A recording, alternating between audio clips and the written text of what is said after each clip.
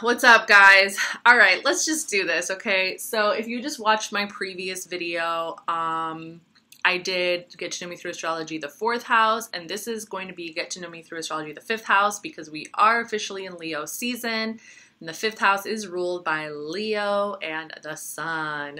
And I'm going to be out of the country for 1 month during Leo. I'm going to be out of the country pretty much the whole Leo season, okay?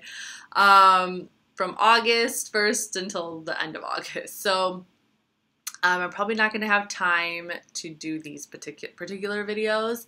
And I'm very curious to see if I'm going to be able to make time to do my mid-month tarot videos.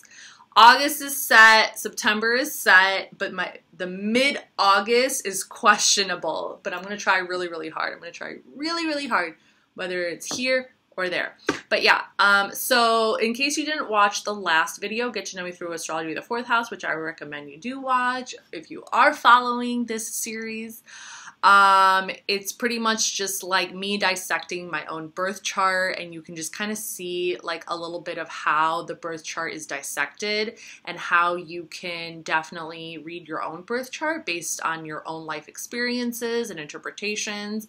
So, you know, I'm kind of just hoping that I can like teach somebody something about astrology and how you can read your chart, and also like and get to know yourself in the process. And in the process of me doing that, you're also getting to know me, you know, so you can just kind of like see like what I'm about and who I am, and a little bit about like, you know, my own chart. Like not really a lot of people like, you know, put their own chart out there and talk about their own astrology. And I'm just kind of like, I mean, it's education. Like it's education. Like this is available for everybody. We all have a chart. It's just, to me, it's not really something that like, I don't know, requires like that needs to be like secretive. So, and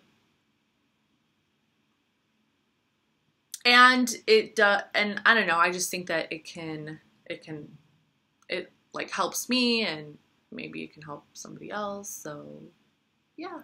It also does help to like talk a little bit about who I am and things that I've experienced and gone through. Like that is very healing for me.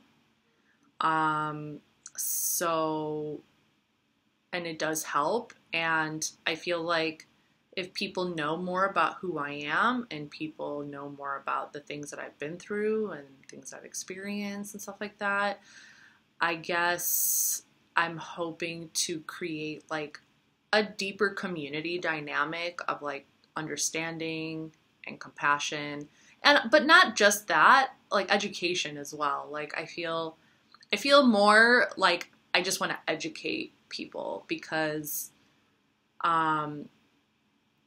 you know, it's not so much like, oh, feel sorry for me, or like, oh, I've been through so much. It's not even really like that. Like I'm not really someone who like is trying to seek attention or like pity or something like that. I just do what I enjoy, and I just do what feels right, and I follow my heart. I think it's more like motivated by the desire to educate and the desire to like heal through storytelling, because like I am a writer as well. I actually went to school for creative writing, and I graduated with a bachelor's degree in creative writing. I've been writing since I was 12. Diary, short stories, poems. I've been wanting to write books. Like I love to write. I'm currently working on my friend's birth chart analysis. And I just think that stories are important, you know, like I just think that telling stories is literally what is going to save humanity. And all honesty, like if I'm just going to be straight up and honest, like I feel like art, culture, music, books, storytelling, that is what is going to allow people to understand each other and to have compassion for each other and empathy for each other, and like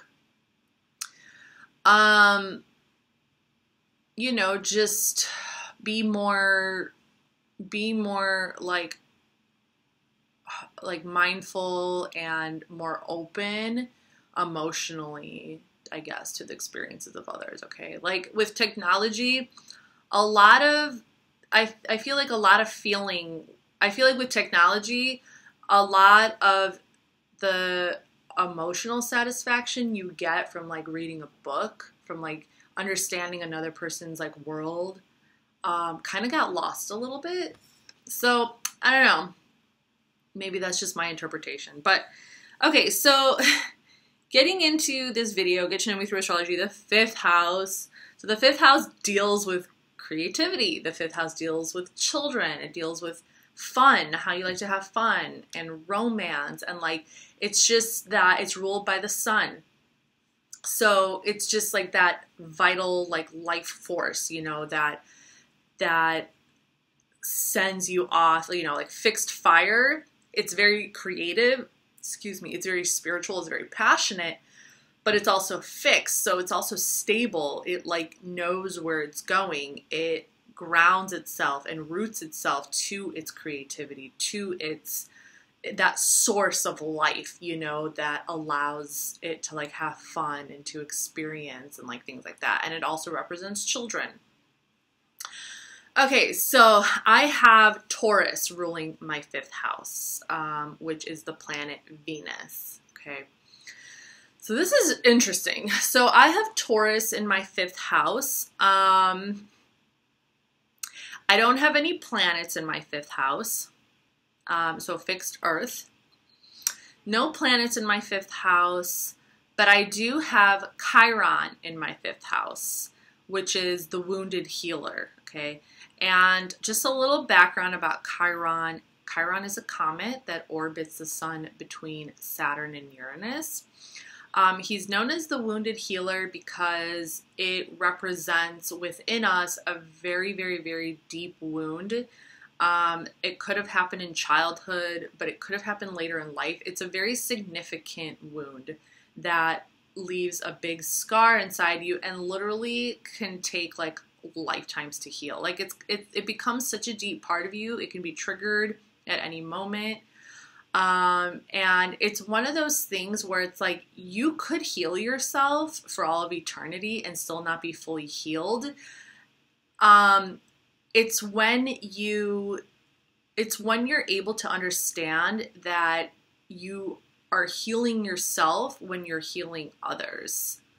That is the trick. It's kind of like the wounded healer heals others because of his wound. It's like, or his very wound is what is going to allow him to tell his story to those who could have experienced something similar. And by him telling his story, and sharing it with someone else who experienced the same thing, he is in turn healing himself because he's healing another individual. So I hope that makes sense.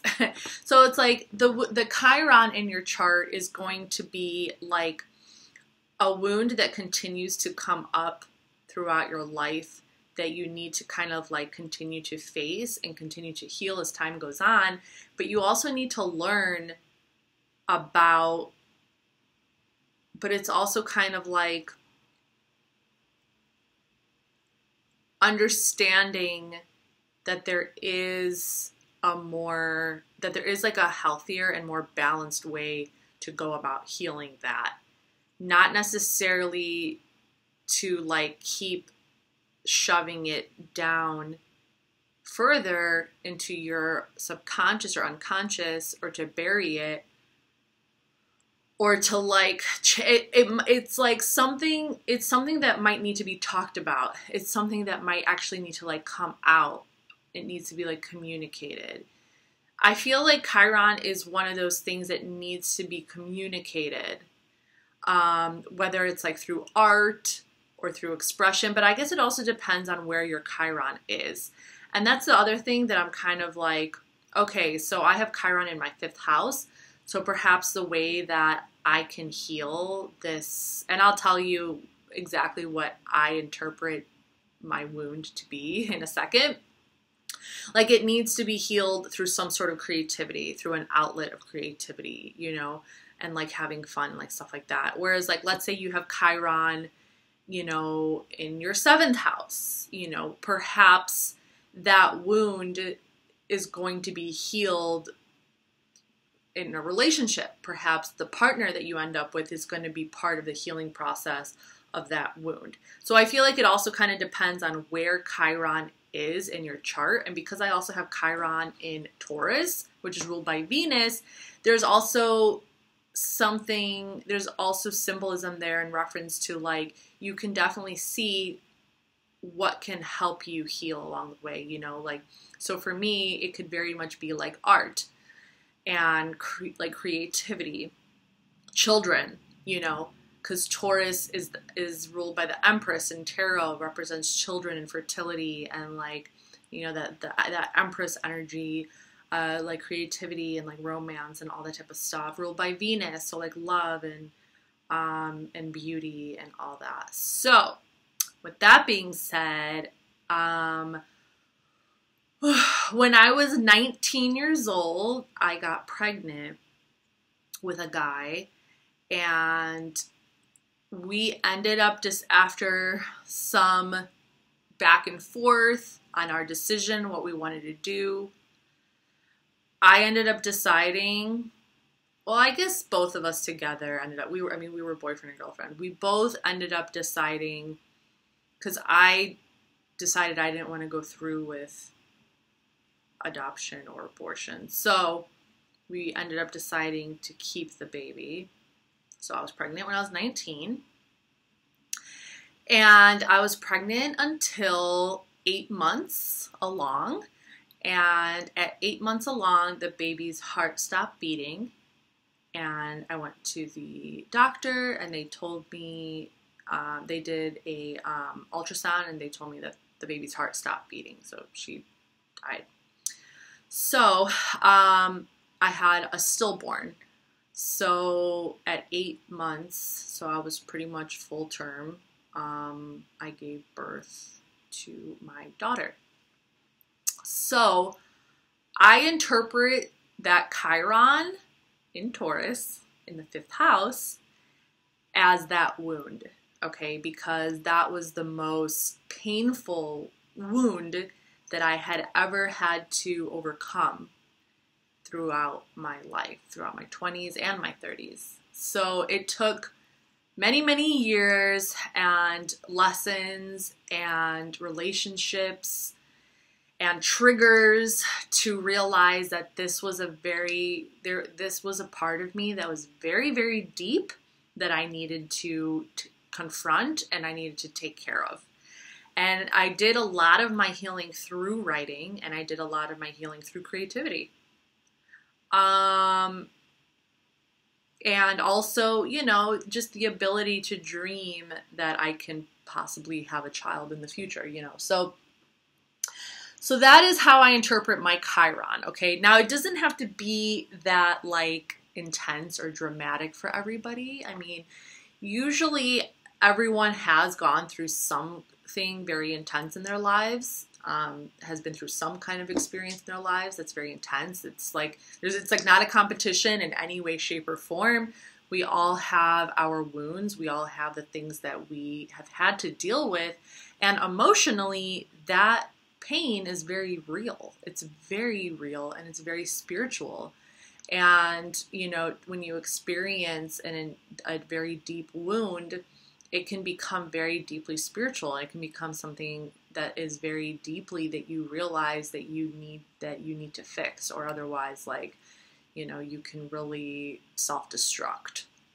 So, you know, like, I remember a time, though, in my life where I was like, am I ever going to get over this? Like, I just felt so, like, because I wasn't talking about it. I didn't know how to talk about it. I didn't know how to, like, tell people that. Because it's like, who the heck is going to relate? Like, I was so young, and, like, you know, I didn't want to, like, burden my friends, and, like, and then I started having friends who were having babies, and it's like, you know what I mean? It's just awkward. It's so weird, you know, when you see people around you having children, and it can, like, trigger something in you, but it's like, well, I don't want to, like, put fear in their head.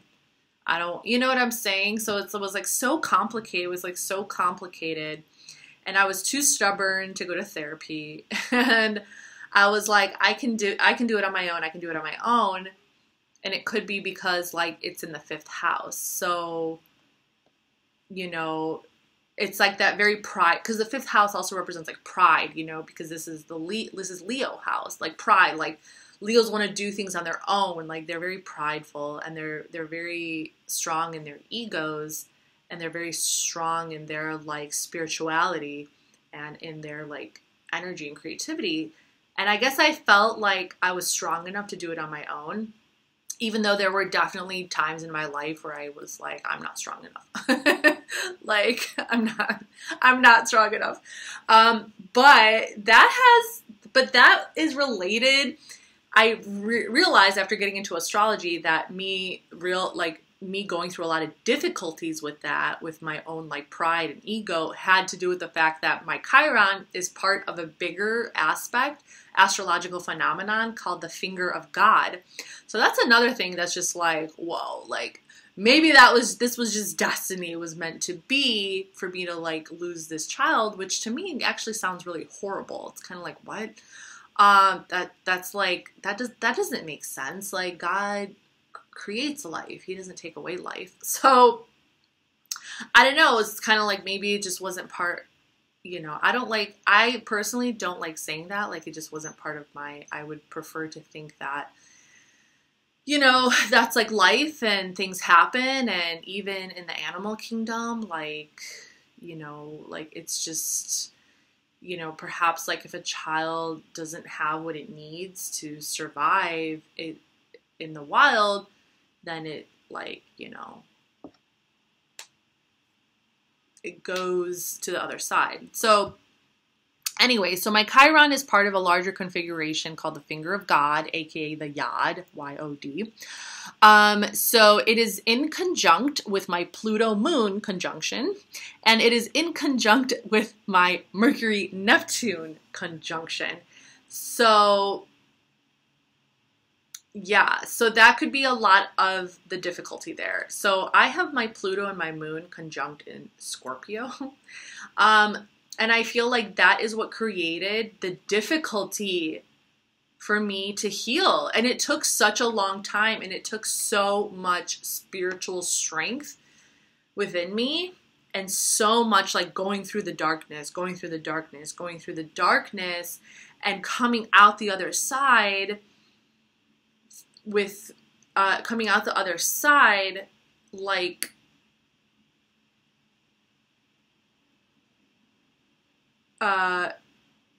through creativity. It's almost like dealing with these darker emotions, with these wounds, and trying to channel it, and like trying so hard to channel it into something creative. And it was like so intense, but I was able to do it ultimately. Like, I was able to do it. And like, I never went to therapy or anything. And I'm not like saying that by any means to brag or to be like, oh, I didn't have to do that. Like, I used to be really prideful in regards to things like that, in regards to like therapy. But my personal relationship with therapy is personal. It's kind of like, I have my reasons. I have a whole other aspect to me and my personality as to why I never wanted to go down that route, why I never wanted to go to a therapist, why I never wanted to talk about my problems with a stranger. Right now in my life, I definitely feel that there could be a benefit in it, and I do see how it could be beneficial in a lot of ways to be open to that. But my experiences with that have never been like, I saw a constant cycle of reliving the same trauma. I didn't see that it can possibly provide itself as a solution. So it's kind of like, even if I were to decide one day to go to therapy. Like, I would want to enter it and approach it knowing that there's going to be an ending. Like, to me, it's completely pointless if you're going to be doing it for all of your life. Like, if you're going to be in therapy for the rest of your life, that, to me, that doesn't make any sense. That's not medicine. That's not its purpose. Like, you should be, like, I feel like there should be a final outcome. There should be a desire. Like, what is it you want to achieve? What is it that you're trying to achieve within yourself? Like, when you go to a doctor, right? And because you broke your finger, well, okay, they're going to put a cast on it, and then it's going to mend itself over time, and then it's going to be okay again. And then that's it. And then you don't go to the doctor anymore.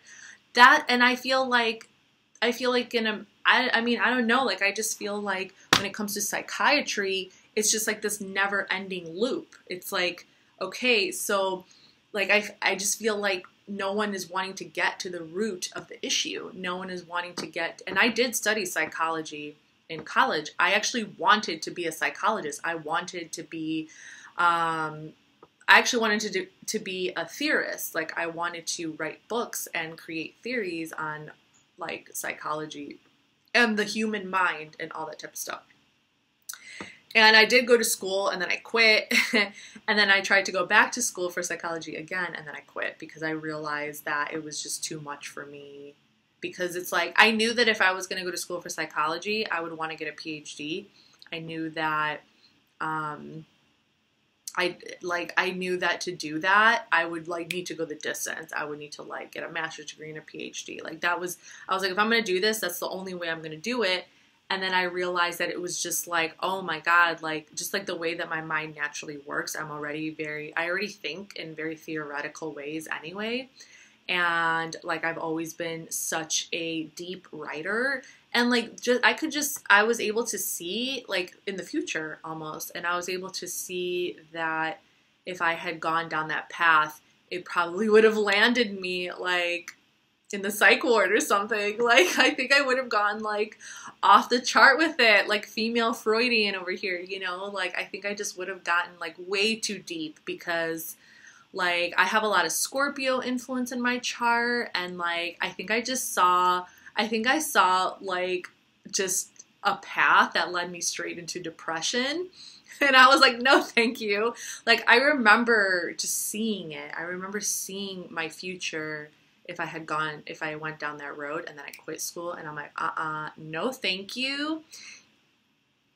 Let me be a writer. Like, let me just do something that's more creative and something more, like, in the realm that makes more sense to me. Like trying to really put your mind or somebody else's mind, like, really trying to put the psyche into theoretical concepts, into scientific concepts. That is, like, I applaud the individual who really wants to turn that into a fully functional, like, system that can really be learned and taught, and like the unconscious, subconscious, how, like, really map out the mind. Like, I mean, I already know that there's a lot of famous psychologists, like Freud is the father of psychology, and then we have Carl Jung, and a lot of other really big influencers. It's just that, you know, I had too many of, I guess you could say I had too many of my own psychological demons that I had to work through, that it's like, to subject myself to my own demons as well as the demons of other people would have been like psychological suicide. Like, it's, you know, so that's really fascinating. I really, really went on a tangent there with all this, but it is really interesting because it's like I don't know, I mean, who knows, maybe I would have, like, I can definitely go, like, pretty far. I can, you know, my like I said, I have Pluto in Scorpio, I have Moon in Scorpio, I have Saturn in Scorpio, and it's all in the 10th house. So it's like, it would not have been out of my element to get into psychology by any means. But I think it just really, I think it would have really, at least at that point in time, it would have taken me down like a dark path. Like, I think that I think at that moment in time, what I was missing in my formula was like spirituality. I think I was missing, you know, like a bigger vision, or like I was missing, you know, like, or I still needed to heal some of these deeper wounds, you know, and that is what was giving me anxiety. So, I mean, I guess this is all relevant to what I'm talking about because it's part of that Chiron. It's part of the 5th house because it's part of a greater like astrological phenomenon called the Yod. So that Pluto energy, like, you know, is pretty fucking, there's some pretty powerful shit right there. So yeah, that's my 5th house experience. That's my Chiron. And I could definitely say that, like, I mean, I wouldn't say that I'm 100% healed, you know, but oh wow, have I come a long way. Like, I am like, I've finally been able to talk about my experience like in a healthy way. I've finally been able to communicate it with people, with like friends, with partners, family members, like to a point where it's not like overbearing, you know, and it's like intellectualized, and it's you know, and it makes sense to me. And the only thing that I have to say still sits with me is the only thing that needs more, perhaps more healing or more attention is like my desire to possibly have a child in the future. When I start thinking about being pregnant and having a kid, that's when I realize that there are more things that I need to kind of like work on, and that there are more things inside of me that are like still healing, in the sense that I still have some like fear, you know, about it.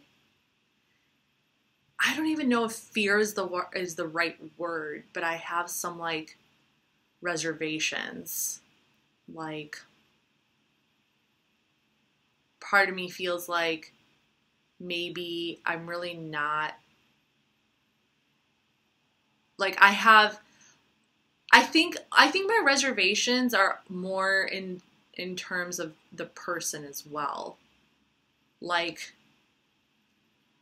I would rather not have a kid at all and be complete, like, whatever, and I'll just like do my thing for the rest of my life. Like, that's totally fine. Than have like a child with just like someone who, you know, like, is just like whatever. Because I have considered just like having a baby daddy. Like, I have considered getting pregnant and like being a single mom, or just like, or having like a child with like a friend, you know, and just, we would just like share the responsibilities, but we wouldn't actually be together. And the more I thought about that, the more I was like, that's so not my path, you know, like, and I think the other reason why that happened when I was 19 was because it wasn't the right guy.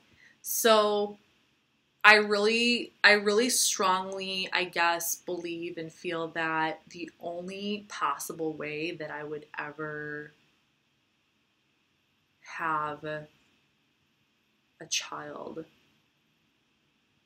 is with someone who can help heal that deeper part of me on a much more like spiritual, loving manner. So I don't know if that makes sense, you know. It would have to be like, you know, a very like deep and special kind of love that I have with the person. if I were to get pregnant again. I feel like that's the only way that I would feel comfortable having a baby and getting pregnant. That is the only way. Like, I would need to know that this person is going to support me, that they are going to, like, emotionally, spiritually, like, I would need to know that this person is going to have my back on all levels, emotionally, spiritually, physically, and they're just going to, like, be my rock as I, like, go through it. That I feel like in that case, I'll be good. Like, I'll be like, all right, let's do this, you know? So yeah, so that's my interpretation. That's my interpretation. And I think that a lot of that has to do with the fact that I have my Venus in Libra. So, you know, like I said, Taurus is ruling my 5th house, and Venus rules Taurus. So I have Venus ruling my 5th house of children and creativity and all that. And I have Venus in Libra in my 10th house. Okay, so, you know, Venus in Libra, when you have your Venus in Libra, you really need a partner who's like your other half, you know, like they're really gonna be that other part of you. They're gonna be there for you, and they're gonna create that kind of loving environment for you. So yeah, I think that's my 5th house. I don't think I have really anything else to say. That's the only thing. I have just like a little tiny bit of Gemini in my 5th house, a little towards the end. So Gemini is ruling my 6th house. That's going to be the next video. So I'm going to upload both of these videos together. So the next Get to Know Me Through Astrology video is going to be the 6th house, and that one is going to be in September. So you can stay tuned for the next one in September, when I do the house of Virgo, the 6th house, and I have Gemini in my 6th house, okay, ruled by Mercury. So stay tuned for that, and I'll see you guys next time. Thanks for watching. Bye.